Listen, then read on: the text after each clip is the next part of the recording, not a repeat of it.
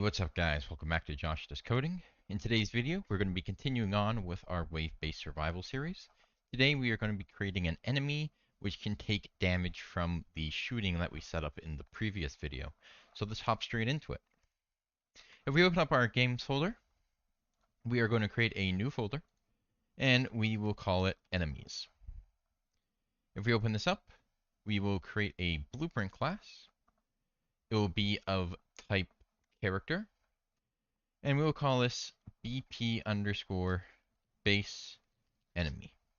Now we're calling this base enemy because in the future we are going to have different types of enemies which will all inherit from this one base enemy class. Now if we open this up, what we're going to do for now is just add a skeletal mesh. Let's just make it the simple orange guy, and we'll rotate him so he's facing forward. So we're not actually going to be creating much enemy logic right now, besides the ability to take damage. So the way I'm going to make our enemies take damage is I'm actually going to create an interface for this.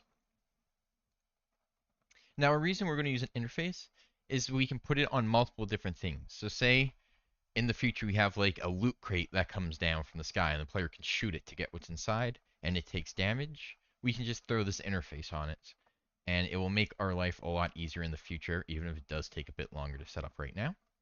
So we'll create a new folder and we'll call this interfaces.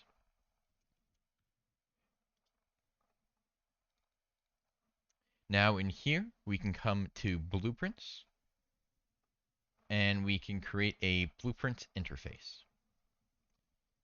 And I'll call this BPI for blueprint interface underscore damageable.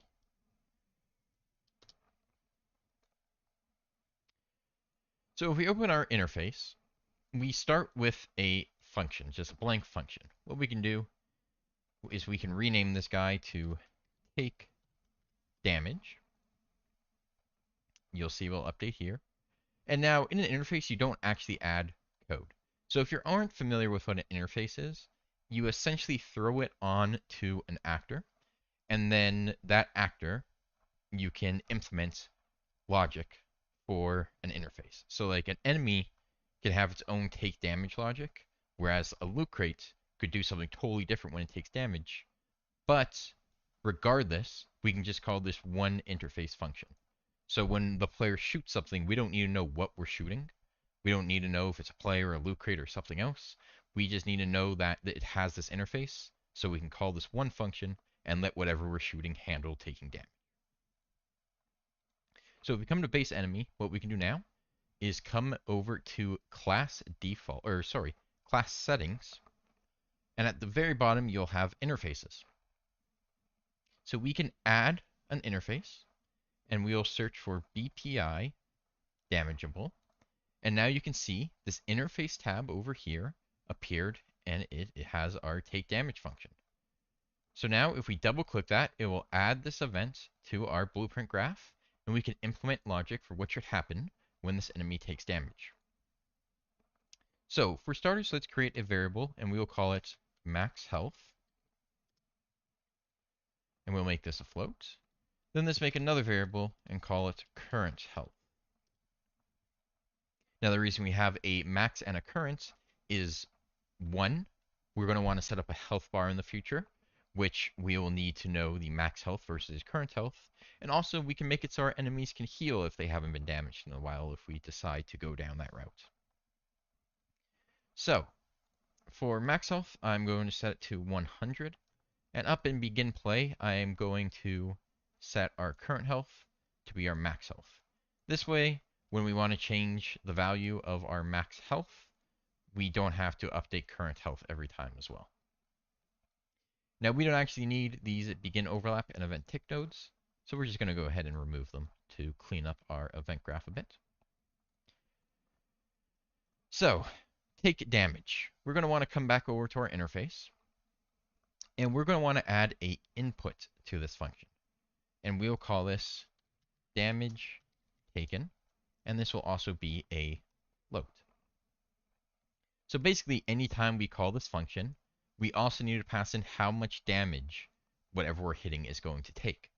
Now that's important because if we come back to our base enemy, what we can do is we can now say our current health equals, we can set our current health to be equal to our current health minus the damage taken. We can hook that up just like so. And now when this enemy gets hit, it is going to lose however much damage we pass in here. So what we can do now is come over to our player blueprint. And in our logic where we're shooting, currently we're just printing a string. We can actually now implement the logic to damage what we're hitting.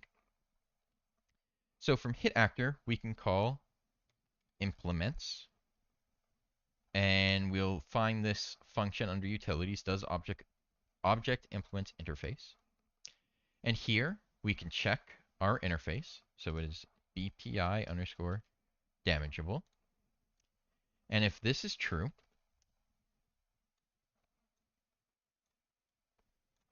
then from our hit actor, I'll do a rewrote node here just to keep it a bit cleaner. We can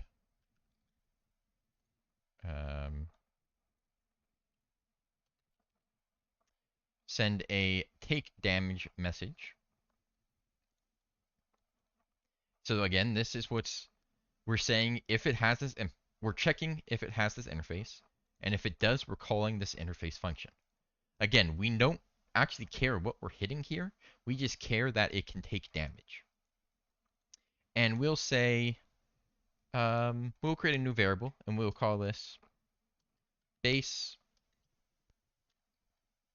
bullet damage. And we'll just say it is equal to 20 to start. So we need to shoot an enemy 5 times. Of course, you can make this whatever you like. I'm not too fussed about it right now because in the future we are going to be expanding this logic so that we can upgrade our base bullet damage and whatnot. Just try and keep this a bit organized.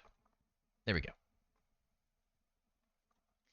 So now when we hit an enemy, we will deal damage to it.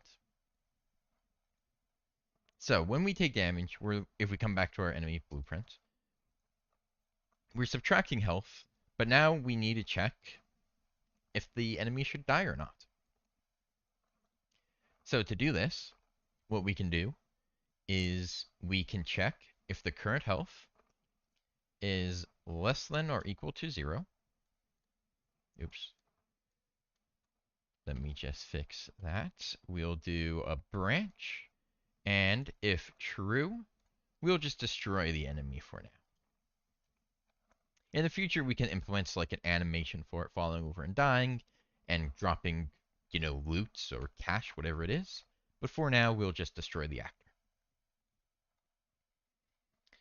Now, we can just double check on our mesh that it is set to block the visibility channel. It is not. Or the capsule component. The capsule component is not either. So what we'll do is we'll set this to block the visibility channel. So again, just select the capsule component. We can search for collision, and under collision presets, go to custom and set visibility to block. So now if we drag our enemy into the scene, we hit it, and you can see the line turns green when we hit it, so we know we hit an enemy. 2, 3, 4, 5, and it dies. Let's do that one more time. 1, 2, 3, 4, 5. It's dead. Now, what I'm actually going to do is come to our mesh, And I'm going to do a custom here and also set this to block visibility. And the reason for that is that before you could see we were shooting through its arm, but now we can shoot anywhere on its body and it will detect the hit and it will die. So that's going to be it for today's video. I hope you guys enjoyed it. In the next video, we are going to be setting up a health bar for the enemy. So if you do want to see that, be sure to leave a like and subscribe so you don't miss the next video. Please leave a comment down below if you have any questions or run into any problems. With that said, I hope you guys have a good rest of your day and good luck with your games.